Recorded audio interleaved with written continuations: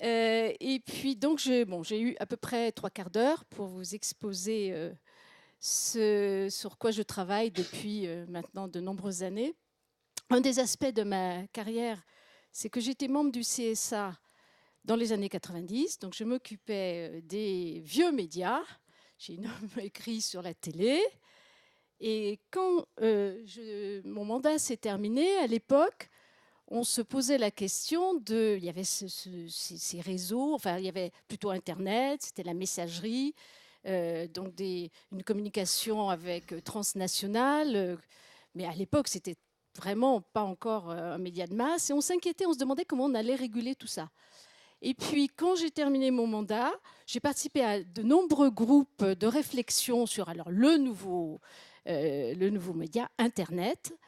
Et je me suis aperçue qu'absolument tous les codes, le cadre juridique, la façon de réfléchir sur la communication étaient littéralement bouleversés, et d'ailleurs sans trouver beaucoup de solutions opérationnelles rapidement. Comme je suis sociologue, je me suis dit, il s'ouvre à moi un champ de recherche formidable.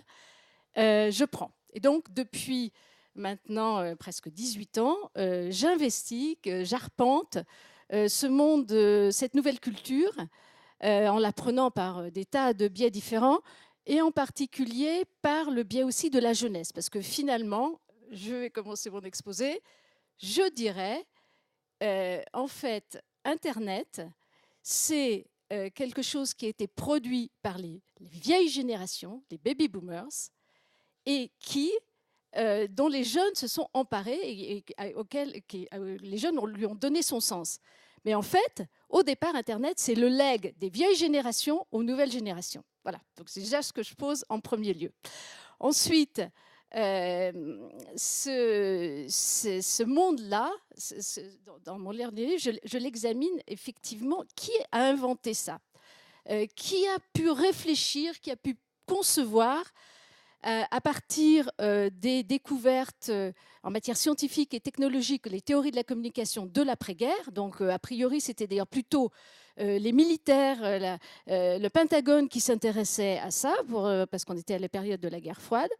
Et en fait, par une mixture assez compliquée entre les laboratoires militaires américains, les universités, les grandes universités californiennes, la contre-culture, a émergé quelque chose d'assez improbable, mais qui a beaucoup transformé nos sociétés.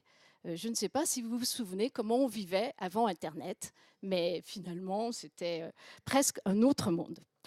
Et il y a deux voies, disons, de réflexion qui ont été menées, qui peuvent être menées à la suite donc, de ces découvertes, ces réflexions des années 60-70, donc la génération des baby boomers. Eh bien, en fait, il y a une voie qui est la voie de la communication la bicommunication, c'est-à-dire on est producteur de contenu et on est consommateur de contenu. Donc c'est ce qui m'intéresse, les nouvelles modalités de la communication. Mais il y a une autre voie qui m'intéresse aussi, que je fréquente, enfin, que je côtoie assez souvent dans les rencontres que je fais avec d'autres chercheurs, c'est la question de l'intelligence artificielle, de la robotique, de l'automation. Mais c'est deux voies différentes. Disons que la voie de la communication, c'est quand même le monde de la société, une autre façon de fonctionner dans la société, un autre imaginaire. Mais ce n'est pas vraiment la voie de l'intelligence artificielle, qui est une voie qui est beaucoup plus porteuse de divagation, de fantasmes, sur le post-humanisme. Donc je ne parlerai pas du post-humanisme du tout aujourd'hui, mais quelque chose qui est assez terre-à-terre, la communication, comment les gens interagissent les uns avec les autres. Alors, pour vous parler de cela, je vais... alors, évidemment, il faut manier deux choses à la fois. La molette, d'accord, voilà. Je vais vous montrer tous les gens qui ont, enfin tous les gens, une partie des gens, évidemment, j'ai fait une sélection, qui ont conçu ce projet. D'abord, vous avez le panthéon du net, c'est-à-dire un ensemble de personnes, souvent des technologues, des ingénieurs, des informaticiens, qui ont mis au point des inventions qui ont finalement permis qu'aujourd'hui, on communique en permanence à travers, soit directement, soit à travers des instruments numériques, des outils numériques.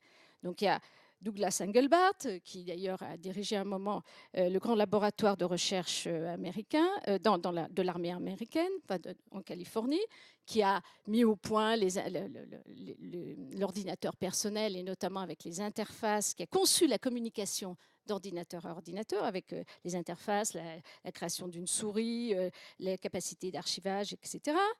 Windsurf qui a inventé le code de la messagerie que vous faites sur vos ordinateurs.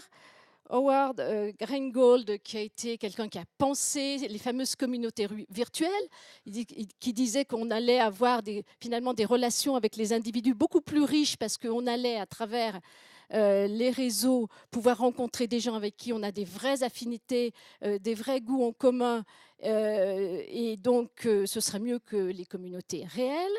Vous avez Richard Stallman, qui est la personne qui a conçu l'idée des logiciels libres, c'est-à-dire que à l'époque, pour faire progresser justement le réseau, les chercheurs, les informaticiens, les geeks, les hackers échangeaient leurs découvertes technologiques sans les faire breveter, mais au contraire poussaient les autres à s'en emparer tout de suite pour améliorer le réseau. Et puis vous avez Tim Berners-Lee, qui est la personne qui a conçu le protocole qui permet de naviguer dans les hypertextes au CERN. C'est un Anglais, mais il travaillait au CERN.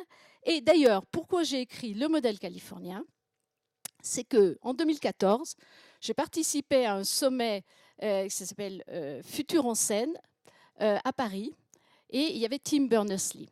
Et Tim Berners-Lee, est un peu une idole dans l'univers de l'Internet. Et à un moment, il y avait un public extrêmement nombreux, extrêmement chaleureux. Et face à Tim Berners-Lee, la salle s'est éteinte. Tout le monde a sorti une petite bougie et a célébré l'Internet que nous voulons. Je me suis dit, c'est complètement fou. C'est une vision, un imaginaire, une attente de ce monde de l'Internet et de la communication en réseau. Il y avait quelque chose, je dirais, presque de sacré dans cet événement. Et je me suis dit, je vais étudier comment ça a démarré. Voilà. Ensuite, donc voilà, ça c'est le panthéon du net, les personnes qu'on vous cite presque obligatoirement quand on parle des origines d'Internet. Le deuxième source, ce sont les hackers. Oh, évidemment, c'est pas la bonne direction. Les hackers. Alors les hackers, ce sont des gens qui, à l'époque, soit dans les laboratoires, mais plutôt des jeunes qui travaillaient la nuit et qui expérimentaient, qui travaillaient sur les gros ordinateurs de l'époque pour voir comment on pouvait interagir et comment on communiquait ou créer des jeux avec ces outils informatiques. Ils ont développé, alors ils ne sont pas connus, à part évidemment ceux qui sont devenus des grands industriels comme Steve Jobs ou Steve Wozniak, mais Steve Wozniak, il a abandonné depuis longtemps le métier, enfin il n'est plus industriel du tout, il a travaillé un moment avec Steve Jobs à Apple.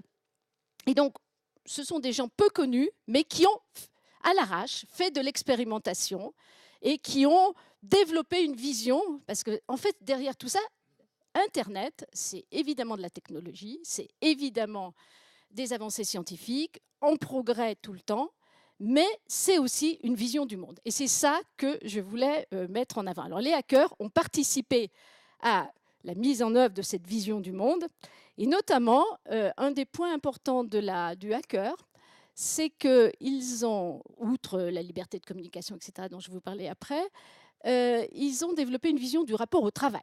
Le rapport au travail, contrairement à la vision protestante où le travail est un effort, un ascétisme, eh bien, le travail, ça doit être un plaisir.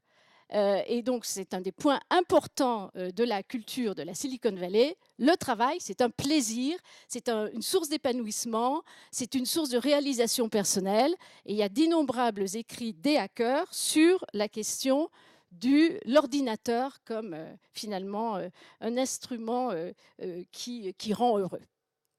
Ensuite, il y a le troisième point que je voulais développer. Non, alors évidemment, c'est pas ça. C'est comme ça, c'est d'ailleurs plus logique. Alors ensuite, à partir des années 80, il y a évidemment très rapidement, alors qu'au départ, c'est un travail, ce sont des nouveautés, des façons de fonctionner qui s'opèrent entre hackers, entre universitaires, entre le Pentagone et les centres de recherche universitaires, notamment Stanford.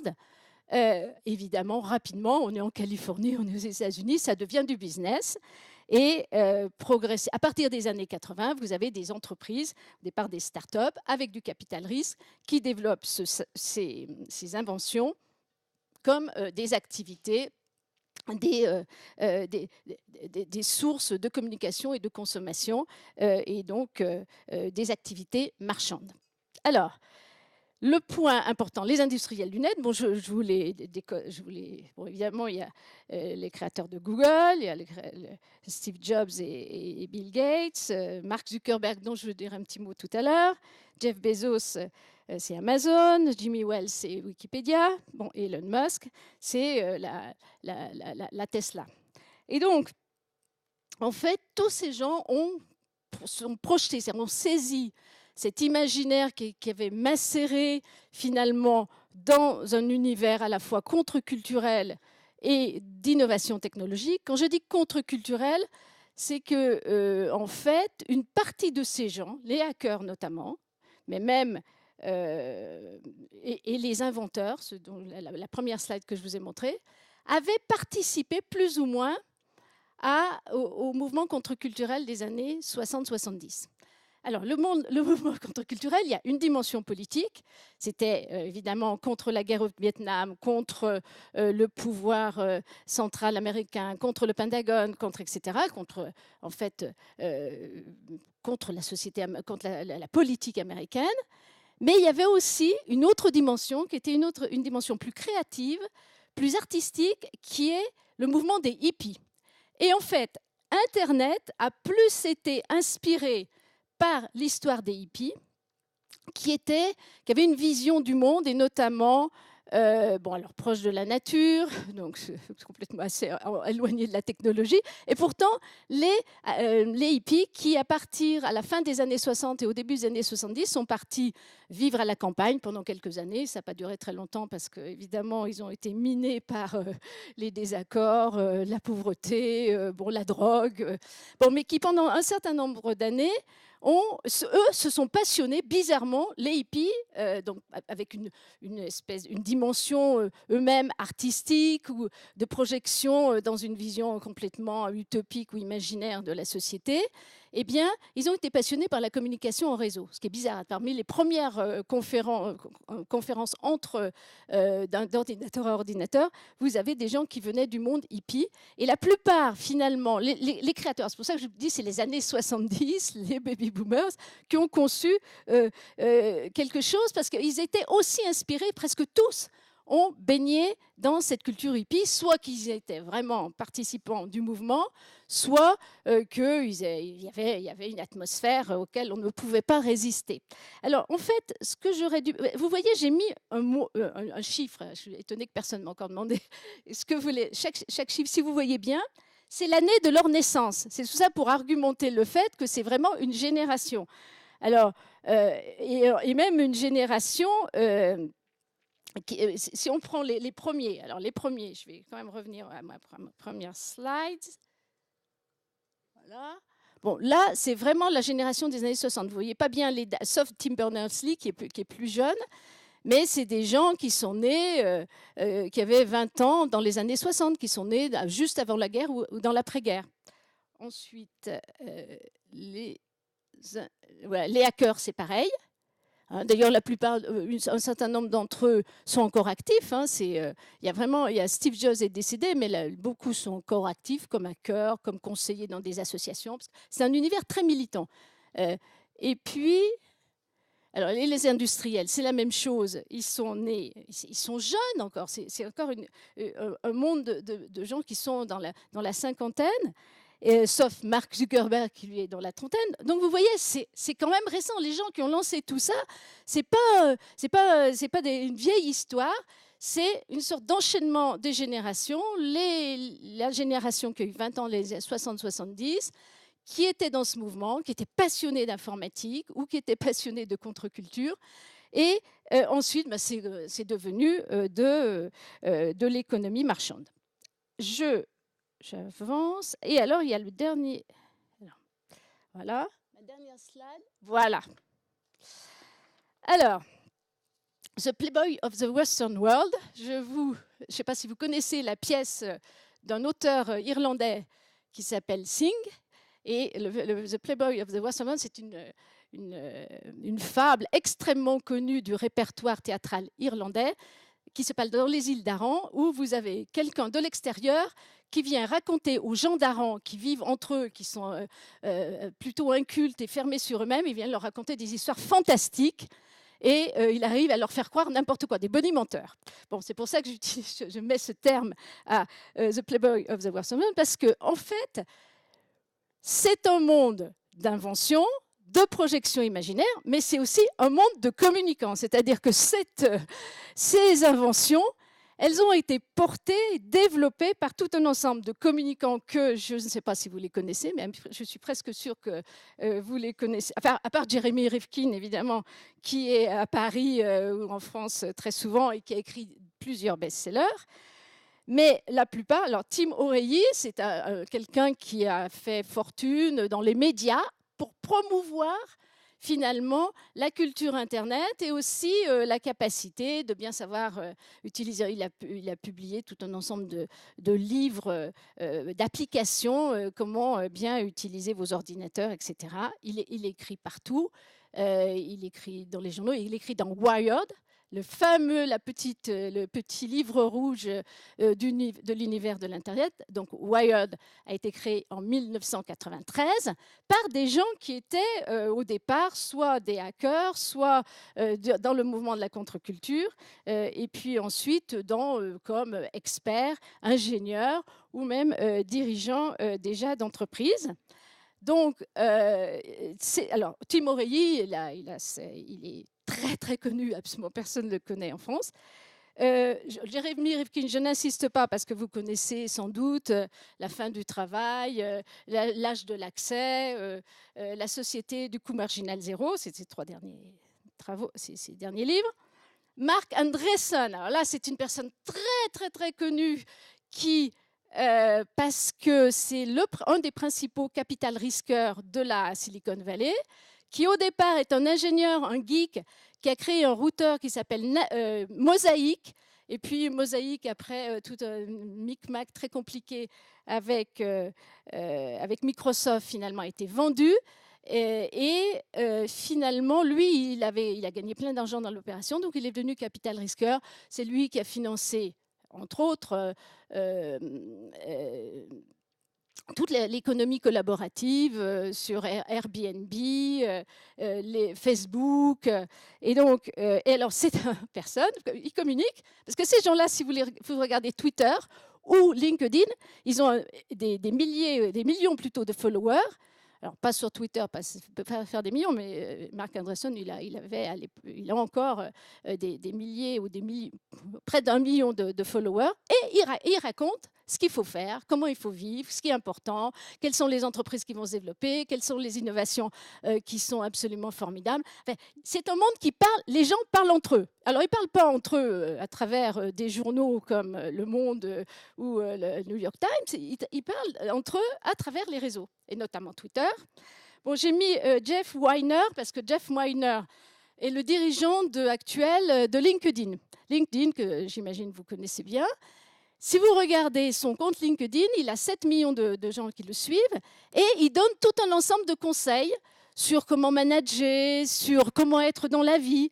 Lui, il promeut mais quelque chose qui est vraiment très, très, très californien et qu'on retrouve un peu chez tous ces gens-là, c'est-à-dire une vision à la fois de l'entreprise, mais d'un autre côté, une espèce d'éthos personnel. Il faut écouter les autres, il faut avoir de l'empathie envers les autres. Par exemple, vivre toujours le moment. J'essaie It's better to be believing than to be right. C'est mieux d'être affectueux que d'avoir raison. Enfin, tout un ensemble de préceptes un peu adolescents en réalité. Et ça, c'est très culture californienne. Alors, j'ai mis Peter Thiel parce que lui, c'est le contraire. Peter Thiel, donc l'inventeur de PayPal et qui est aussi un des investisseurs importants dans la Silicon Valley. Alors lui, il a écrit un best-seller qui s'appelle Zero to One, c'est-à-dire comment, en partant de rien, vous allez devenir un monopole. Comme quoi, il a quand même fait... beaucoup de gens l'ont suivi, enfin, un certain nombre l'ont suivi. Et puis Ray Kurzweil. Alors, Ray Kurzweil, c'est justement la personne qui écrit, qui est un ingénieur, un informaticien sur la singularité, c'est-à-dire l'idée, le post-humanisme. C'est la seule fois où je vous parlerai du post-humanisme. Enfin, il fait partie de ce monde-là. Et donc, c'est un monde, d'une certaine façon, pour terminer sur cette partie, à la fin du 19e siècle, vous avez des penseurs qui, comme Marx, Engels, même tous les premiers socialistes, qui imaginaient une nouvelle société, une autre société. Mais l'autre société, donc de type socialiste, collectivisé, c'est plutôt par le biais du politique, des rapports avec des mouvements politiques, ou à l'époque, ce n'était pas vraiment des partis, mais des mouvements politiques, qu'ils entendaient changer le monde. Là, c'est pas du tout ça. C'est-à-dire, il y a un projet qui repose sur l'innovation, le gospel de l'innovation. Alors, en permanence, il faut trouver une innovation absolument disruptive qui va bouleverser la vie des individus, qui va bouleverser le marché, parce que ce n'est pas que en direction de la vie quotidienne ou de la vie des sociétés, c'est aussi en direction de la capacité à faire du business, à développer des entreprises. Et donc, vous avez une innovation disruptive, et puis avec le capital risque qui, lui, met beaucoup et qui, mise sur 20 personnes, il y en a simplement 2 qui vont réussir, puisque le taux de réussite est extrêmement faible. Eh bien, ça, c'est le business model un peu avec l'imaginaire derrière. C'est l'idée de « on bouleverse la société ». C'est, pour résumer, l'idée qu'avec l'avancée scientifique et de la technologie, à partir de la cybernétique, à partir des théories de l'information, et ensuite avec cette mise en application dans des ordinateurs personnels et puis des logiciels, on va finalement changer le monde. Alors, au XIXe siècle, les personnes qui voulaient changer le monde l'imaginaient, les penseurs avaient plutôt un projet lié à du politique, des mouvements politiques. Au XXIe siècle, quand dans 2 siècles, on réfléchira à qui a conçu le monde d'aujourd'hui, on se tournera vers ces personnes que je viens de vous montrer, notamment ceux qui sont les ténors du modèle californien, et on dira, c'est eux qui ont été les intellectuels de l'époque, avec cette projection sur un nouveau type de société fondé sur la communication entre individus. Je vais vous montrer le type de société. Et donc, on n'est plus du tout... Et avec des entreprises. La Silicon Valley, aux États-Unis, en Californie, c'est un hymne à l'entrepreneuriat pour changer le monde. Voilà, avec de la technologie. Donc, c'est technologie et imaginaire changer le monde. Je poursuis. Alors, voilà, OK. Alors, voilà le modèle. Si on peut le conceptualiser. Donc, moi, j'utilise, évidemment, je fais un peu un jeu de mots en utilisant le terme free. C'est un peu facile, mais l'anglais me le permet. Donc, d'abord, c'est l'idée du free. L'idée, c'est la libération de l'individu, son épanouissement personnel, grâce à sa capacité d'action individuelle dans des interactions avec les autres, comme il veut, comme il peut le projeter. Et donc, on en a parlé, je crois hier, quelqu'un a évoqué ce terme-là, de l'empowerment. Ensuite, de l'individu. Ensuite, il y a le point important, c'est le free speech. L'Internet s'est développé, c'est pour ça d'ailleurs que je l'avais tellement remarqué à la fin de mon mandat du CSA, les médias traditionnels, ils sont très encadrés, ils sont très régulés par du droit ou des actions régulatrices, mais là, c'est le free speech, c'est-à-dire qu'il ne doit pas y avoir de limite à la capacité de circulation des informations, des contenus et de l'expression des individus. C'est vraiment c'est aussi très américain, c'est-à-dire l'idée il n'y a pas de barrière, les contenus ne sont pas sont libres. Et même si c'est des contenus, disons, malveillants, ou si c'est des contenus porteurs finalement de valeurs qui ne sont pas, qui sont plutôt contre-sociétales, contre le bien commun, il y a cette idée du free speech. Et en même temps, comme il y a l'idée du free speech et de l'expression de l'individu, il y a aussi l'idée de la transparence. Alors on y viendra parce que, évidemment, je vous parlais de Mark Zuckerberg de Facebook qui fait l'actualité en ce moment. Et puis le troisième point, c'est free of charge. C'est-à-dire que pour que cette société soit vraiment améliorée par cette libre circulation des contenus, eh bien, il faut que ce contenu soit free, c'est-à-dire gratuit. Il y a une notion de gratuité. Alors, il y a plein de livres sur cette nouvelle économie, dans cette nouvelle économie qui n'est pas du tout anticapitaliste, qui est même très pro-business. Il y a toujours une idée il doit y avoir quelque chose qui est donné, qui est gratuit. Et l'idéologie des hackers, alors là, eux qui ne sont pas des hommes d'affaires, enfin, la plupart n'étaient pas du tout des hommes d'affaires, c'est l'idée, effectivement, que la circulation des contenus en termes d'innovation technologique, en termes d'idées, en termes d'expérience, eh bien, elle doit se faire libre, toujours avec ce projet messianique de transformer la société. Bon, donc tout ça, c'est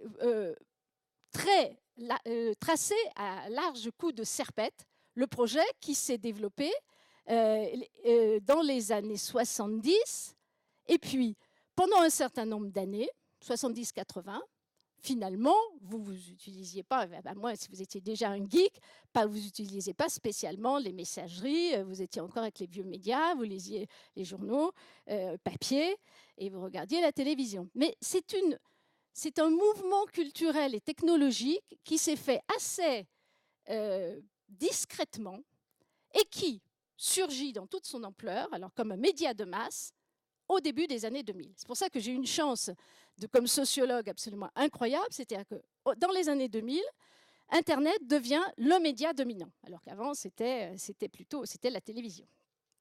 Et donc, à ce moment-là, il y a plein de choses au départ, c'était de la messagerie, c'était de la communication, c'était la possibilité d'avoir accès à toute l'information, la connaissance et du monde, les capacités d'expression absolument de tout le monde. Mais après, c'est devenu un moyen de communication, c'est un style de communication qui est la communication en réseau, avec la mise en place d'entreprises qui créent des possibilités pour se joindre en réseau, s'articuler en réseau et faire des choses en réseau. Donc il y en a eu avant, évidemment, Facebook, mais Facebook a été lancé en 2003-2004. Il a pris un peu son essor dans les années 2005-2006 aux États-Unis. Et puis ensuite, en France, en 2008, moi j'ai écrit un article sur Facebook. Il y avait déjà pratiquement tous les adolescents qui avaient un compte Facebook en 2008-2009. Donc c'est fulgurant comme rapidité de diffusion. Il y a une autre chose qui est arrivée, c'est que après la crise de 2008-2009, les réseaux étaient déjà scellés. Bon, il n'y a évidemment pas que Facebook, il y a Twitter, il y a Snapchat qui est venu un peu plus tard, etc. Mais à partir de 2008-2009, il y a un autre boom économique, social-économique qui émerge, qui est l'économie collaborative, c'est-à-dire consommation et production collaborative. Bon, le principal, qui est le plus connu, c'est Airbnb, mais évidemment, aujourd'hui, c'est un mode à la fois de production et de consommation, très prisé par les cadres et les cadres supérieurs, les intellectuels et les étudiants, beaucoup moins par les couches populaires.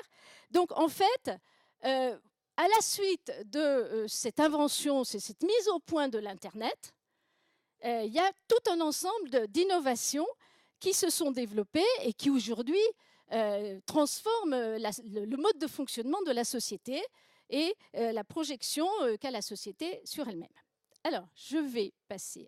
Comme je vous ai dit que je travaillais beaucoup sur la jeunesse, parce que la jeunesse, elle s'est appropriée La première, si vous voulez, alors on parle toujours de la génération Y. Bon, le livre que j'ai publié en 2011, donc il s'appelait Génération Y, mais maintenant tout le monde me parle de la génération Z, parce que c'est celle qui vient après, puis on peut continuer à l'éternité. Mais en fait, ce qui est intéressant avec cette génération, donc les gens qui ont aujourd'hui, je dirais, entre 18 et 35 ans, c'est en tout cas comme ça que les statistiques américaines les comptabilisent, eh bien, c'est une nouvelle façon, ces fameux millennials qui font l'objet de toutes les projections des entreprises, des médias évidemment, parce que c'est un public pour les médias, enfin, les médias anciens et nouveaux cherchent à les attirer, etc. Alors, qu'est-ce que ça a transformé pour eux ?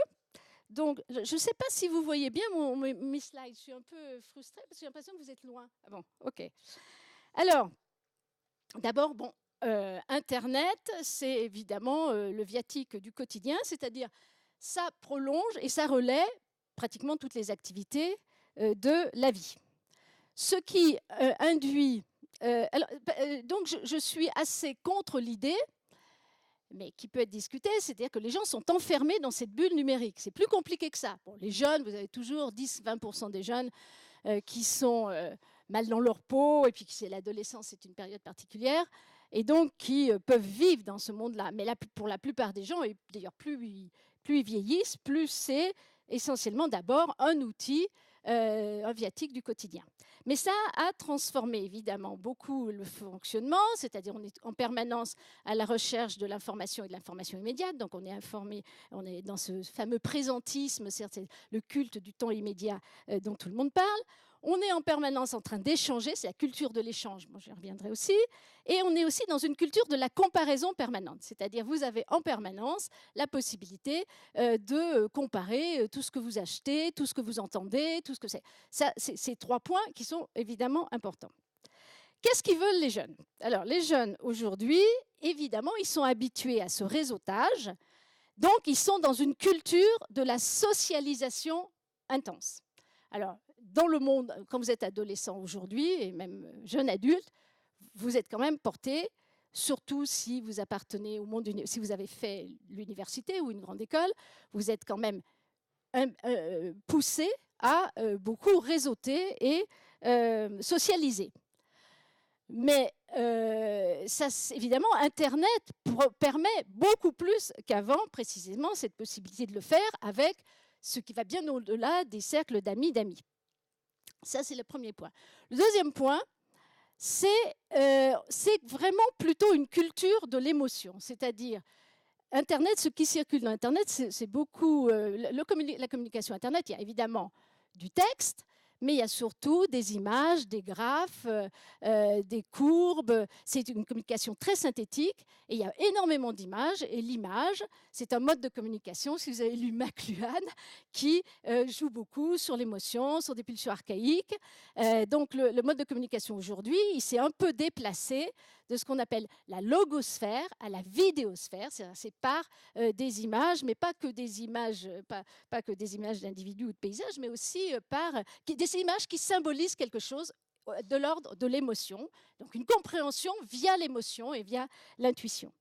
Donc les jeunes, il y a vraiment un ethos émotionnel qui s'est développé. C'est pour ça que je vous ai un peu parlé de Jeff Weiner, parce que quand vous regardez donc le président aujourd'hui de LinkedIn, mais vous pouvez regarder aussi les propos de Mark Zuckerberg, c'est un hymne à une vision très adolescente, émotionnelle, sympathique, partageuse du monde.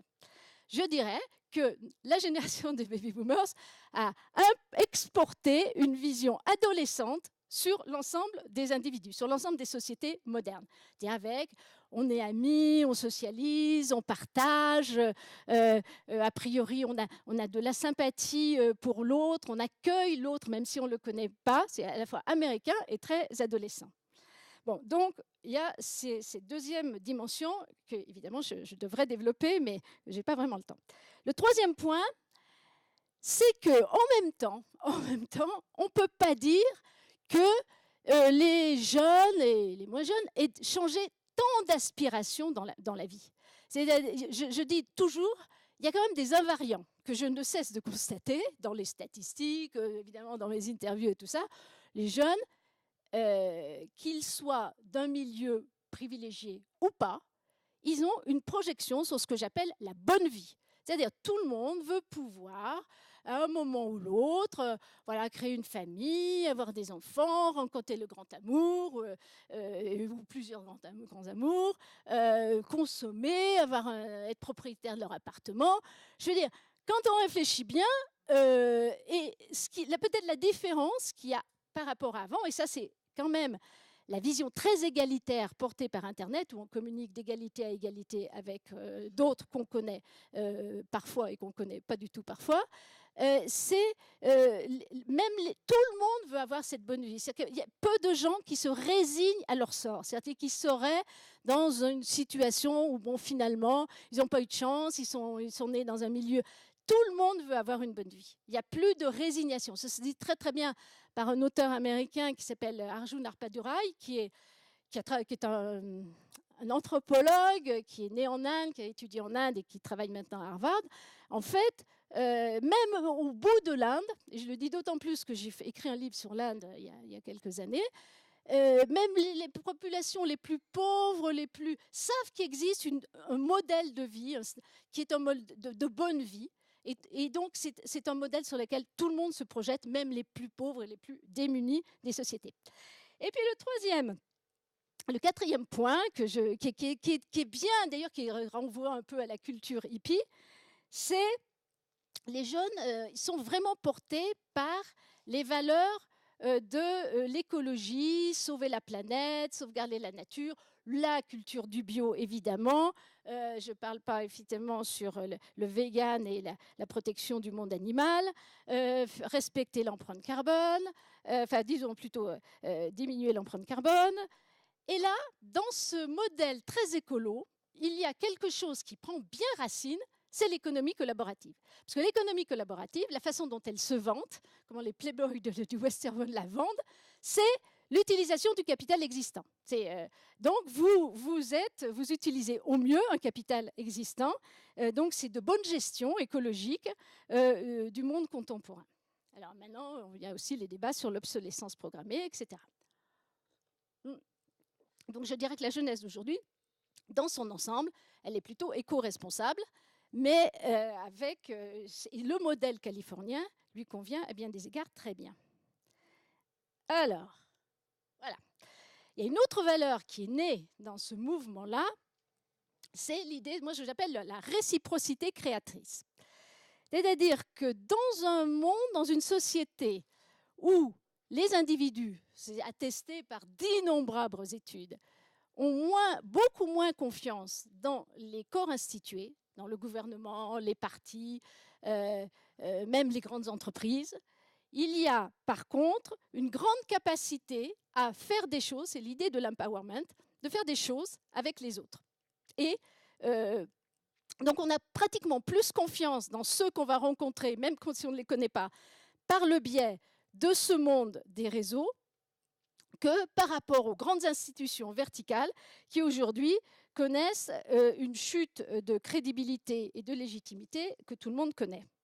Et donc, cette idée de la réciprocité créatrice, c'est une idée moderne du don contre don, c'est-à-dire de la capacité qu'on va pouvoir faire des choses. Alors, au départ, si vous prenez, je prends Couchsurfing et puis Airbnb. Au départ, Couchsurfing, c'est une idée assez étudiante où on va dormir, on fait le tour du monde, enfin on va à l'étranger, on va dormir gratuitement chez quelqu'un d'autre. C'est devenu attaqué par Airbnb qui, lui, a institué la même chose, mais évidemment avec un échange marchand et une entreprise, une plateforme qui organise ces rencontres. Eh bien, c'est devenu on va dormir chez les autres. Mais on paye, et puis on établit les réputations mutuelles. Est-ce que votre logeur a une bonne réputation? Est-ce que la personne votre invité, ou disons la personne qui loue une chambre, est-ce que elle a une bonne réputation? Donc il y a un échange d'informations réciproques. C'est quand même un peu le modèle de la consommation aujourd'hui, même si, je reviens sur Airbnb parce que j'ai beaucoup écrit sur pratiquement tous ces sujets, parce que j'écris un ou deux articles par mois depuis des années, dans 2 sites, je le dis tout de suite. Un que je co-gère qui s'appelle Telos EU, qui publie des articles, tous les jours un article de chercheurs. Donc évidemment, ce n'est pas que moi.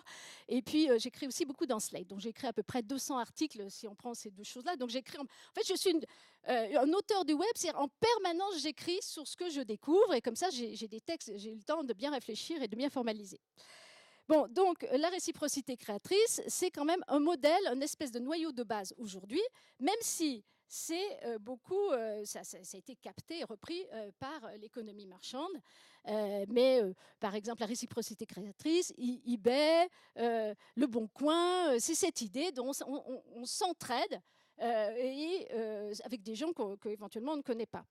Où on échange des compétences. Je ne parle pas des innombrables sites d'échange de compétences pour l'éducation en particulier. Donc, mais je reviens à Airbnb.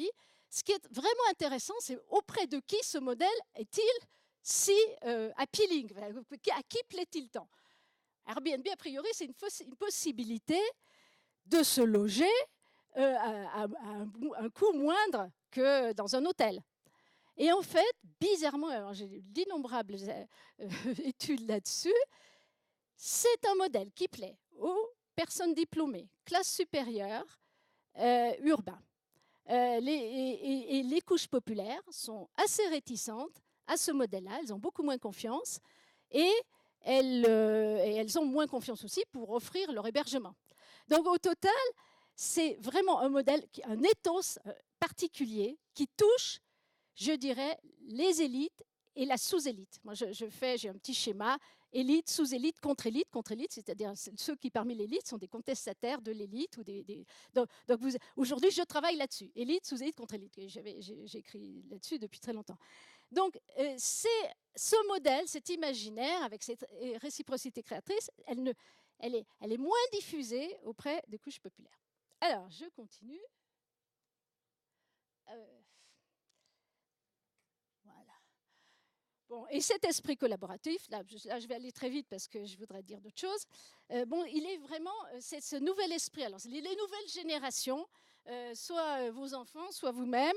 Mais voilà, l'esprit collaboratif et cette culture numérique, ça a donné, en tout cas pour les entreprises, une certaine façon de fonctionner. Mais je parle plutôt des diplômés. Hein. Rapidité de synthèse, plasticité intellectuelle, aptitude à la reprogrammation permanente, ce qui est une chose absolument essentielle dans le monde contemporain, réactivité et créativité, c'est un modèle qui valorise l'expression artistique ou l'innovation, je vais vous le montrer. Cosmopolite Bildung, c'est-à-dire l'idée qu'on est dans un monde transnational et que on peut fonctionner dans plusieurs cultures et plusieurs langues. La plupart de ces jeunes aujourd'hui parlent plusieurs langues, ce qui d'ailleurs donne un avantage aux jeunes d'origine étrangère, d'origine immigrée. Pragmatisme et quête d'engagement. Alors, quête d'engagement, oui, je ne l'avais pas trop mis en avant, mais en fait, dans To Have It All, la bonne vie, c'est aussi quand même faire quelque chose, aussi bien dans le monde professionnel que dans sa vie personnelle, qui ait du sens. C'est-à-dire la quête de sens, l'idée de je travaille uniquement pour assurer mes fins de mois, l'idée de la carrière. L'idée de la carrière est quand même beaucoup mis au diapason aujourd'hui. Les gens veulent plutôt faire des choses intéressantes, épanouissantes, un travail épanouissant, plutôt que faire monter dans les sphères du pouvoir. Donc il y a un cercle assez compliqué entre les élites au pouvoir, la sous-élite qui est proche du pouvoir mais qui n'a pas spécialement envie d'avoir ce pouvoir, et la contre-élite contestataire, par exemple, les gens qui ont fait HEC et qui veulent devenir boulanger, et il y en a de plus en plus, j'en ai fait venir plusieurs dans mon séminaire. Voilà, l'autre point... Alors, oui, non, c'est ça. Alors, voilà, ça c'est la slide. Tous artistes. Alors, ce qu'a beaucoup développé l'Internet, c'est l'idée que finalement, on a tous un potentiel créatif et artistique éventuellement. Alors, ça ne vient pas que de l'Internet, parce que, disons que la nature de l'œuvre d'art a beaucoup changé depuis le 19e siècle ou le 18e siècle. Avant, si on se rapporte à Walter Benjamin, énormément cité hier, l'œuvre d'art, c'est quelque chose qui est effectivement d'une esthétique, d'une vision extrêmement sophistiquée, devant laquelle on est pratiquement dans un recueillement. C'est-à-dire devant une œuvre d'art, c'est comme devant dans une église, on a une notion d'œuvre d'art traditionnelle, on a une révérence et un recueillement. C'est plus du tout ça. Aujourd'hui, l'œuvre, c'est plutôt un témoignage, un élément qui montre qu'on est rebelle, qu'on conteste, qu'on prend le contre-pied d'une idée. Donc, il y a cette notion que j'adore, qui est à nouveau un sociologue des années 70 qui a travaillé sur cette époque, qui s'appelle Daniel Bell, et qui parle de la démocratisation du génie. C'est-à-dire que tout ce que je suis en train de vous expliquer, déjà dans les années 70, quelques sociologues bien inspirés avaient déjà vu comment ça allait se dérouler. C'est pour ça que je dis, ce n'est pas un truc totalement d'aujourd'hui. Bon, et alors aussi, ce que permet Internet, alors MySpace avant et maintenant c'est YouTube, c'est la capacité d'exposition. Vous multipliez les capacités d'exposition de vos œuvres. Donc, du coup, ce n'est pas nécessairement des œuvres haute définition, mais il y a beaucoup d'œuvres basse définition qui circulent sur Internet. Et donc, il y a ce projet, le nombre de jeunes qui veulent devenir artistes est extrêmement important. Donc, voilà. Et puis, je rajoute une dernière chose sur l'ethos qui est né de tout ça. Alors, c'est dans la lignée des hackerspace, et dans la lignée de l'idéologie hacker, dont je vous ai dit que c'était une idéologie, le travail doit être un plaisir. Hacker, ça veut dire vous coupez un objet technique et puis vous réfléchissez, vous le remontez et vous faites quelque chose de nouveau. Et donc, il y a vraiment un ethos du faire. Aujourd'hui, je vous ai dit que les jeunes n'étaient pas du tout emballés par les institutions, les partis, les grandes idéologies encore moins, mais plutôt par une éthique du faire et qui trouve sa traduction dans beaucoup de lieux, et en particulier l'essaimage de hackerspace ou de lab que l'on trouve dans les grandes villes. Là encore, c'est une culture urbaine. Et donc ça, c'est un mot de mon livre, que je termine presque là-dessus. On peut toujours casser, bidouiller, explorer, essayer, recommencer et remonter à sa façon un objet ou un secteur comme savaient avant le faire les héros de la révolution numérique. On peut toujours trouver une solution, s'y mettre seul ou à plusieurs, réfléchir, échanger, se documenter et au final concrétiser. C'est l'idée du concret qu'on peut faire, soit seul ou en s'aidant surtout par d'autres, et on est au plus loin des mondes idéologiques du XXe siècle. Alors maintenant, je vais vous donner quelques éléments. Oui, j'ai encore 5-10 minutes quand même. D'accord. Bon, excusez-moi, hein. Je parle trop. Alors là, je vous montre justement comment se diffuse Internet. Bon, c'est quelques données, mais c'est les plus récentes. Donc vous voyez, tout le monde, les jeunes ont un smartphone, mais plus les jeunes encore que les... J'ai fait la comparaison avec les 40-59 ans, pour ne pas prendre la comparaison avec les 70-90 ans, qui seraient alors là mortels. Mais les 40-59 ans, bon, ils rentrent progressivement dans cette culture-là. Bon, donc ils téléchargent moins de musique. Alors là, donc le rose, c'est les jeunes, le bleu, c'est les vieux. Donc, oui, enfin, les plus âgés. Les plus âgés. Ben oui, on vieillit très vite dans ce monde-là. Bon, alors vous voyez que les jeunes mais ça c'est normal, c'est de la culture jeune, téléchargent des applis. Les jeunes participent plus aux réseaux sociaux que les personnes plus âgées, les gens d'un âge moyen. Mais quand même, vous avez près de 60% des personnes de 40-59 ans qui sont dans les réseaux sociaux. Vous voyez aussi une chose très importante, c'est que tout le monde ne participe pas de la même façon. Tout le monde a un compte, ou presque tout le monde a un compte dans un ou plusieurs réseaux sociaux, mais vous participez de façon extrêmement asymétrique. Il y a les contributeurs de contenu, c'est-à-dire mettre une photo, mettre ceci et cela, mettre des commentaires. C'est quand même que 36%, y compris des jeunes, et 22% des personnes plus âgées. Donc vous voyez, c'est beaucoup de gens se contentent de regarder ce qui se passe chez leurs amis ou qu'est-ce qui est arrivé. Et c'est dire pour ça que les médias, à la fois la télévision et la presse, a bien pénétré Facebook, parce qu'il y a aussi beaucoup de gens qui regardent la presse et les médias traditionnels via Facebook, qui sont donc redistribués par des amis. Donc ça vous donne les chiffres. Autre point. Voilà.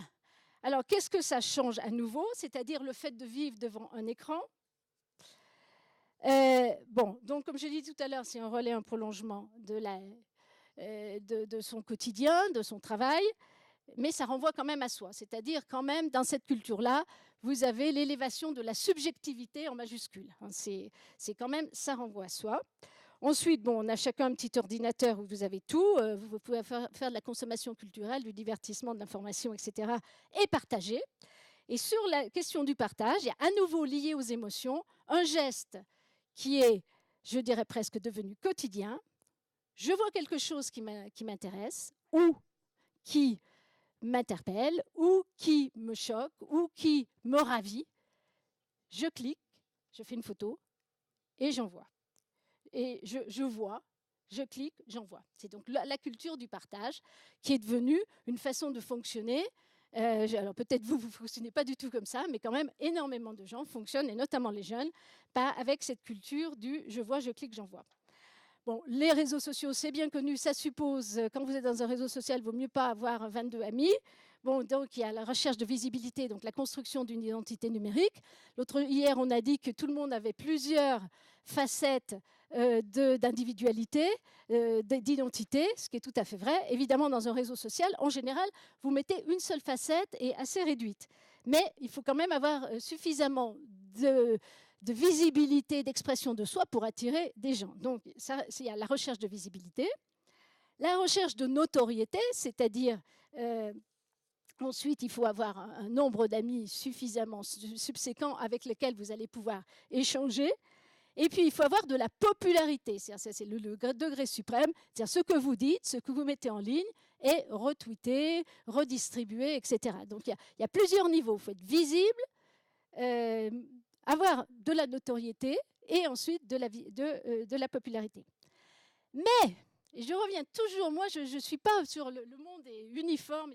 Ce que provoque ce monde-là, c'est aussi, bizarrement, un retour au plaisir et à la revalorisation du contact de face à face.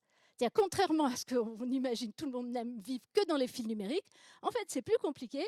Et vous avez... alors, par exemple, j'ai fait une enquête sur WeShare, qui est une association d'entreprises collaboratives, de start-up. WeShare, c'est pas que les gens ne passent pas leur temps à communiquer à travers des sites et à travers le site de WeShare. Évidemment, l'outil est absolument performant, donc ils le font, mais il y a énormément de rencontres, énormément de fêtes, énormément de face-à-face. Bon, si vous voyez aussi que se développent dans les villes, les hackerspaces, tous ces lieux où les gens viennent travailler ensemble, donc du face-à-face. L'autre chose, les entreprises. Dans les entreprises, vous avez maintenant la mise en place, et notamment les entreprises du net, tout le monde, c'est bien connu, des espaces mis à disposition pour du face-à-face. Donc c'est extrêmement compliqué. Les gens, tout le monde me dit « Ah, mais tout le monde vit dans cette bulle ». C'est plus compliqué que ça. C'est-à-dire, en même temps, en contrepoids, vous avez le développement des univers de face-à-face. Ensuite, voyage en virtuel. Alors évidemment, tout le monde, et en particulier les jeunes, vivent dans un monde virtuel parce qu'avec Internet, c'est développer une production fantastique de fiction, pour les jeunes en particulier. Alors, ce n'est pas Internet qui les finance, évidemment, c'est plutôt les producteurs américains ou les diffuseurs américains ou français. Mais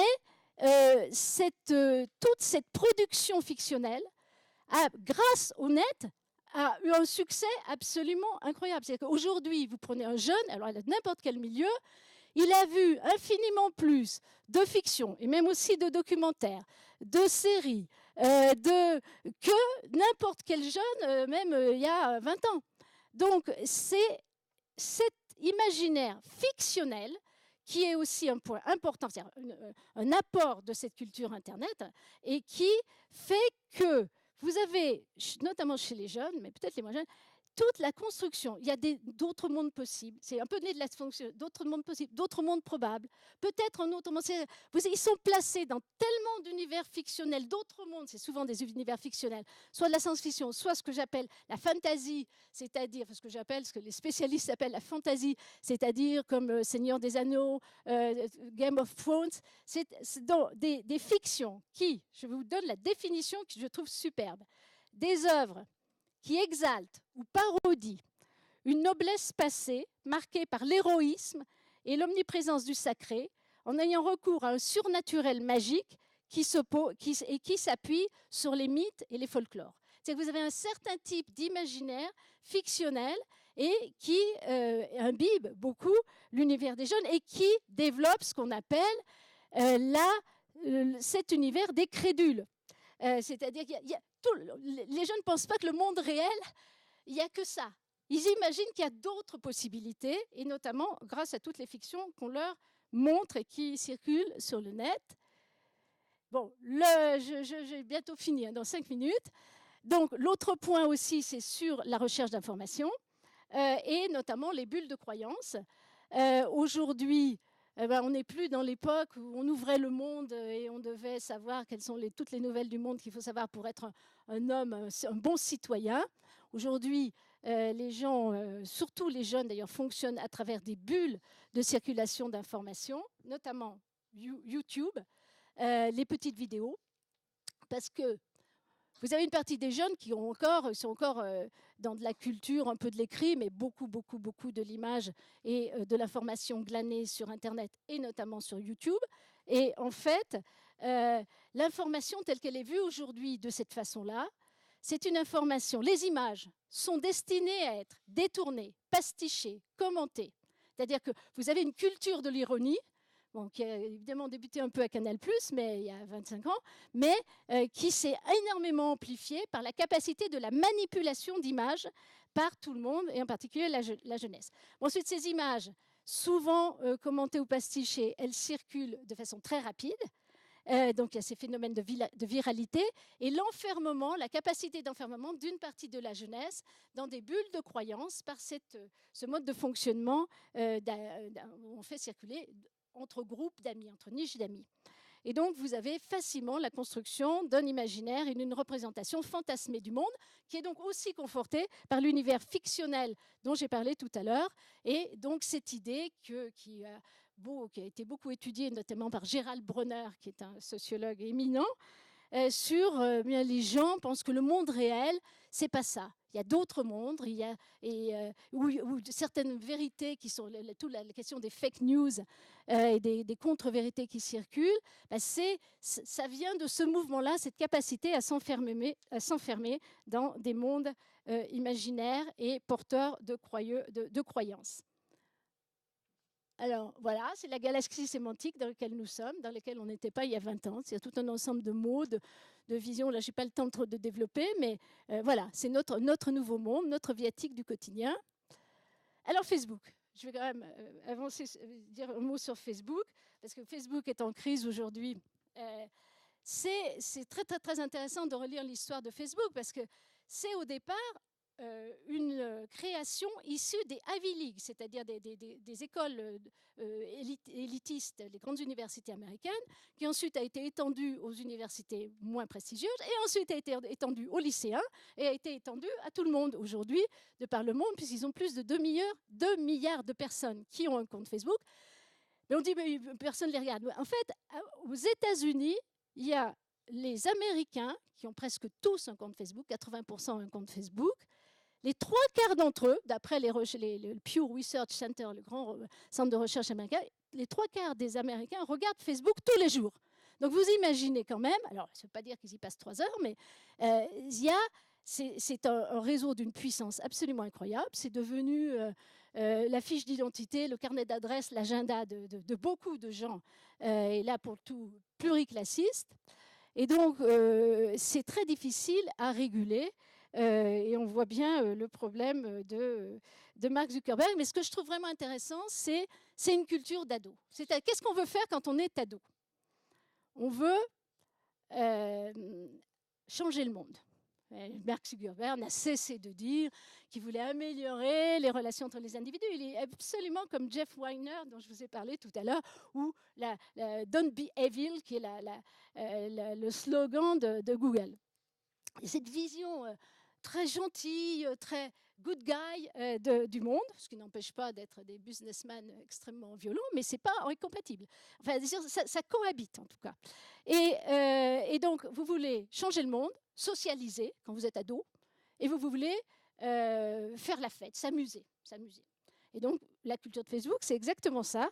Et donc, je trouve intéressant qu'en 15 ans, l'Amérique, et en particulier la Californie, ait réussi à exporter une vision adolescente du monde sur la moitié de la planète. Donc, voilà. Et puis, alors, bon, je vais terminer là-dessus. Les dissonances expressives, donc ce que ça a donné en bien et en pas bien. Vous avez la disparition de la frontière entre les paroles d'autorité, c'est-à-dire des gens comme vous, et des paroles profanes, des gens qui n'ont absolument aucune autorité particulière professionnelle pour s'exprimer.